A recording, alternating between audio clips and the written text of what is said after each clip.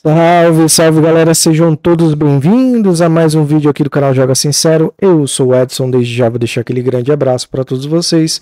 Ritual padrão, vai lá, deixa esse like maroto do Kakaroto, não seja um cara escroto, senão eu te pulo pro esgoto. E partiu para o nosso vídeo de análise de Dead Island 2. Jogo esse que foi lançado no dia 21 de abril de 2023 para PlayStation 5, Xbox Series X e S e, eventualmente, agora também tem uma versão de PC, certo? Ela não saiu no mesmo ano, mas contamos com uma versãozinha agora de PC. Essa franquia, ela é bem antiga, tá, pessoal?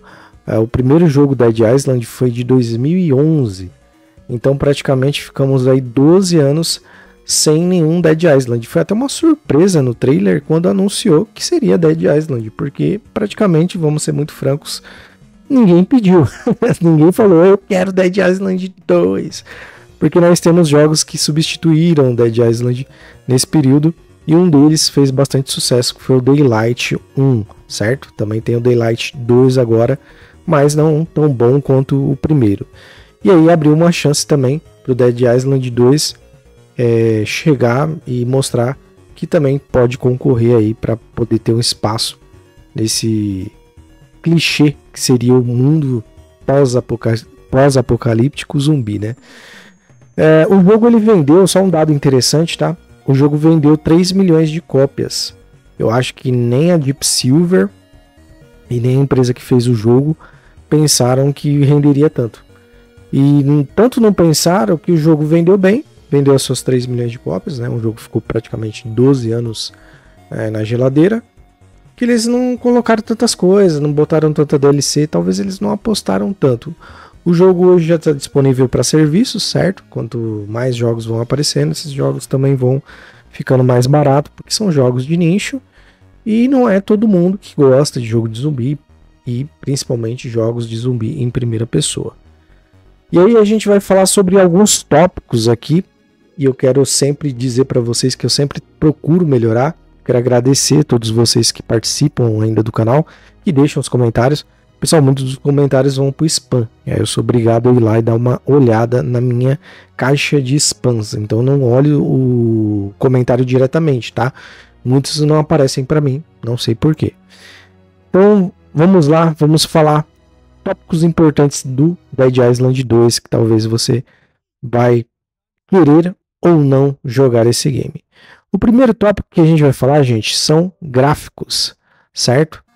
Os gráficos desse jogo são lindíssimos, talvez o melhor jogo, graficamente falando, de zumbis em primeira pessoa. Ele até supera, em alguns detalhes técnicos, o Daylight 2.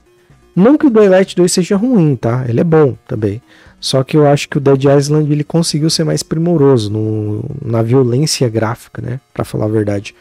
Eu acho que a violência gráfica do Dead Island 2 poderia ser modelo para muitos jogos que querem ser visceral, né? Que querem ter gore, né? Sangue, tripas e tudo mais.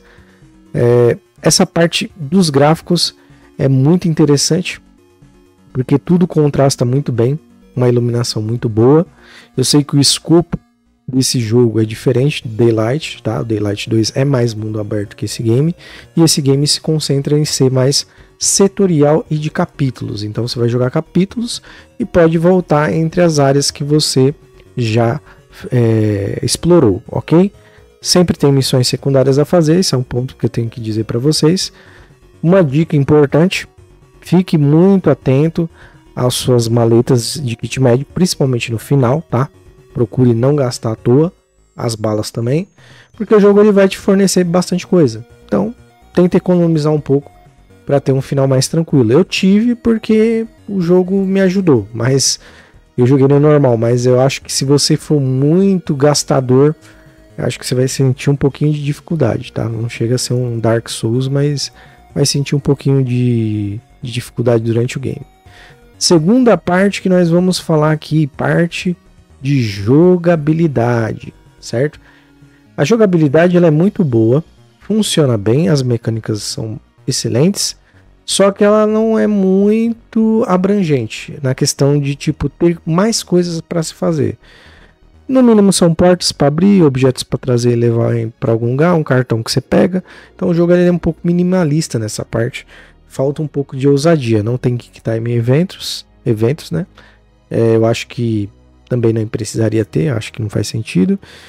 Mas a gameplay ela consegue ser muito boa, divertida e viciante. Porque a partir do momento que você começa a realmente de fato conseguir matar os zumbis de uma maneira muito mais brutal, com inteligência, com eletricidade, com fogo, e isso você pode usar muito a seu favor dentro desse game, muito importante dizer que todos os elementos estão muito bem aplicados. Um chão molhado vai conduzir eletricidade, uma bateria elétrica jogada numa piscina, ela vai ter um efeito, e tudo que você fizer vai atingir o zumbi de uma maneira e vai te atingir também. Questão do fogo e por aí vai. Tem muitos tanques de ácido também durante a nossa jogatina, na nossa campanha. Então esse é um ponto importante que eu teria a falar, certo? Agora vamos para mais um tópico de história, né? A gente começa o game que a gente tem 6 personagens para a gente escolher, cada um com as suas características. E eu zerei com a Carla, tá? Eu comecei com o Jacob e eu tive um corrompimento de save. Mas isso eu vou deixar para a parte ruim, quando eu for falar. E aí a gente tem o Bruno, o Jacob, a Carla, a Dani, a Amy e o Ryan, certo? Todos os 6 personagens. Cada um com a sua carisma, cada um com as suas piadolas, que eu não curto, tá? Eu acho que tem que levar as coisas um pouquinho mais sério para dar aquela pegada bacana, senão fica aquela coisa muito teatral, muito juvenil. E é um mundo pós-apocalíptico, você tem que sobreviver. Ter uma piada não tem problema, mas meio que ficou Vingadores. A gente começa lá no aeroporto, onde começa o surto. Nós vemos do nosso ônibus o outro ônibus ser atacados por zumbi e conseguimos entrar dentro do avião antes do surto realmente explodir. Só que uma pessoa infectada conseguiu entrar dentro do avião.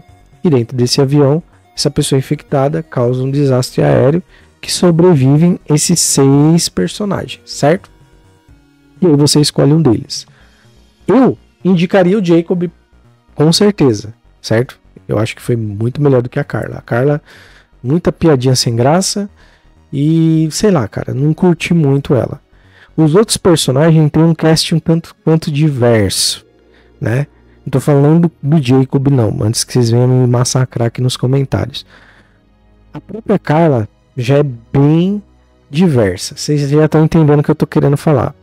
A Amy, que era uma das que eu queria pegar, a primeira que eu peguei quando eu testei o jogo, ela era a personagem mais bonitinha. Eu falei, eu quero essa personagem mais bonitinha pra matar esse zumbi. A Annie, ela tem uma perna prostética, certo? Aquelas pernas mais modernas, que elas parecem até um taco de cricket, né? É uma tecnologia muito avançada. Isso é muito bom para as pessoas que têm esse tipo de deficiência. E, cara, eu vou deixar esse tema mais para depois, certo? Falamos aí da história e agora vamos pular o que eu achei de ruim. Que aí isso tudo entra num balaio só. Tem diversidade, tem inclusão? Sim. Forçada? Sim. Temos muitos diálogos que vão atrapalhar a sua jogatina, a sua diversão? Não. Não teremos esses tipos de diálogo, certo? Só apenas algumas representações para sinalizar para esse público que eu falo aqui e outros canais falam também. Não consome videogame. Um ou outro consome, mas a maioria não, tá, gente? Esse pessoal, eles tentam atingir hoje, eles não ligam para esse tipo de jogo. Isso é muito mais para pessoas que é da minha idade, que está entre os 30, 40, até 25 anos, tá? Para não ser muito injusto. Agora, pessoas que têm lá seus 15, 16 anos, cara, não jogam esses jogos. Então, você não tem que sinalizar para esse tipo de pessoa que é a nova geração de agora, certo? Que são os novos públicos atuais, públicos modernos que nunca compram jogo. Mas tudo bem. Qual outro ponto que eu achei que é ruim aqui, gente? Eu achei ruim você tá lá 10 horas, que nem eu tava com o Jacob, e de repentemente o save corromper. Não teve nenhum motivo, não desliguei antes, não sei o que aconteceu. O save corrompeu e não queria mais voltar. E o besta foi aqui e apagou. Tive que começar do zero com a Carla. Então, para evitar, tem que fazer 2 blocos, certo? Tenta fazer uma cópia desse save, porque eu não posso garantir para você que você vai conseguir finalizar o game na primeira jogatina ou não vai perder esse save que você tem aí. Talvez tenha acontecido só comigo. Espero que tenha sido assim. E aí a gente entra no último ponto aqui, que faz parte também da diversidade e inclusão, por isso que isso não é bom para jogo nenhum, que é a questão de ter personagens. Eu tenho visto muito, tá? Muito personagens que tem como é que fala? Capacitismo. Para vocês que não entendem o que é capacitismo vou explicar bem rápido. São pessoas que não detêm algum tipo de membro, seja a mão, um dedo, a perna, um braço, sei lá, cara, metade do corpo, só tá na cintura e não tem o restante do corpo. Cara, esse tipo de representatividade, ela não é boa. Não é boa na questão da lore do jogo. Você tá num mundo pós-apocalíptico, uma perna que é praticamente um pedacinho de cricket, né? E aí você quer dizer pra mim que aquela pessoa ali vai sair correndo que nem uma louca? Ah, você nunca viu? Já vi, corredor olímpico, né? Que treina pra isso. Mas aí qualquer pessoa, porque ela é qualquer pessoa, ela não é nenhum tipo de atleta. Vai sobreviver de boa ali, não vai bater aquele negócio em nenhuma máquina de escada, sabe? Vai pular os bagulho fácil. Cara, não é assim, cara. Esse tipo de diversidade é muito besta. Eu tenho certeza, eu posso afirmar. Bom, vamos lá, minha opinião, né? Mais bonito. Eu posso ter quase que a certeza que se eu tivesse esse tipo de problema, eu não ia querer me ver representado ali no mundo pós-apocalíptico. Isso não me faz feliz, certo? O que me faria feliz é eu ter minha perna lá no lugar, seja eu tenha perdido ou tenha nascido sem ela, eu gostaria de ter minha perna. Então o único momento de escabismo para a pessoa, pra ela fugir daquela realidade, onde ela pode ter gostado da Amy, né, que é a japonesinha lá, a coreana, aí ela olha pra boneca, a boneca tem a mesma perna que ela, prostética. Faz sentido? Em mundo pós-apocalíptico zumbi, é que nem aquela história do Rainbow Six, que vocês não sabem, no Rainbow Six Siege, tem um cadeirante. E o cadeirante é roubado, viu? O bagulho é roubado, um operador cadeirante. Eu fiquei, caralho, mas o bagulho é cheio de escada e janela, sobe, desce, bota o gancho no bagulho. Sabe, não faz sentido, cara. Eu acho que assim, a gente já tem as representatividades dos personagens como no Charles Xavier, como no Fullmetal Alchemist. Quem não conhece, vai pesquisando esses nomes, pra vocês verem os personagens que tinham capacitismo antigamente, o quanto que eles eram foda, cara. Em alguma coisa eles sempre iam bem, mas na onda do que eles podiam fazer, nada fora da realidade, entendeu? Ou pelo menos pela fantasia que foi criada em torno daquilo. Por exemplo, Fullmetal Alchemist é uma fantasia, né? Um anime. Então esses pontos aí são os negativos. E o último ponto negativo que eu posso falar aqui é a questão assim, o jogo muito bom, divertido, jogue com outras pessoas, não jogue sozinho, para ter um pouquinho mais de paciência com o game. Acho que vai ser um pouquinho melhor, vai incrementar um pouquinho mais. Se quiser jogar sozinho não tem problema, o jogo não é tão punitivo. Mas a questão da história ficou muito aquém. Tipo, bota uma história de fundo e que se dane, bota só a gameplay divertida. E isso afasta as pessoas. Quando o jogo lançou, ele era R$350, o que afastou muito. E mesmo assim, foi um sucesso de vendas. Entendeu? 3 milhões não é para qualquer jogo. Ainda mais depois de tanto tempo na geladeira. Mas são esses pontos que eu queria falar. Certo? Pessoal, espero que vocês tenham gostado. Se gostaram, deixem aí no comentário. Se têm uma opinião diferente, pode deixar também, eu vou ler.